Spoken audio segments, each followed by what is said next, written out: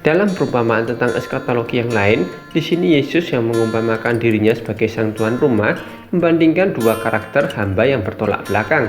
Pertama, seorang hamba yang setia dan bijaksana, lalu kedua, hamba yang jahat. Kedua tipe hamba dalam perumpamaan ini merujuk pada semua pengikut Kristus. Pengikut Kristus yang pertama yaitu hamba yang setia dan bijaksana. Ketika Yesus datang kedua kali, mereka kedapatan setia melakukan tugasnya, yaitu memberi makan orang-orang.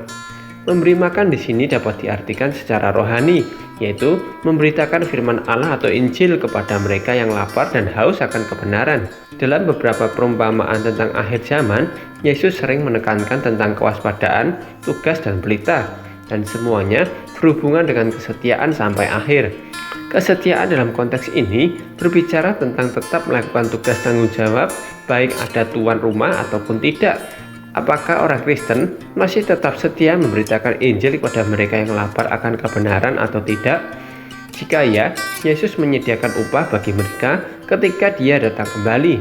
Sedangkan hamba yang jahat akan memperlihatkan sifatnya yang asli ketika tidak ada yang mengawasinya. Hamba yang jahat berpikir bahwa tuannya tidak akan kembali dalam waktu dekat, sehingga dia lebih memilih bersenang-senang mengikuti arus dunia daripada membagikan Injil kepada orang-orang yang lapar. Tapi ternyata prediksinya salah, dan akhirnya dia dibuang ke neraka bersama orang-orang dunia. Hamba-hamba yang jahat ini menggambarkan orang-orang Kristen yang sebenarnya dari luar tampak sama seperti orang Kristen umumnya, tapi dalam hatinya mereka tidak jauh berbeda dengan orang dunia. Ketika tidak ada yang mengawasi, mereka menunjukkan sifat asli mereka yang sama dengan sifat orang-orang dunia. Perumpamaan ini menjadi peringatan keras bagi semua pengikut Kristus. Apakah kita termasuk hamba yang setia dan bijaksana yang mau mengikuti Kristus karena kita mengasihi Dia dengan tulus? Jika ya, kita pasti juga akan melakukan tugas kita memberi makanan Injil bagi semua orang yang lapar akan kebenaran. Karena tahu bahwa Injil adalah kebutuhan semua orang.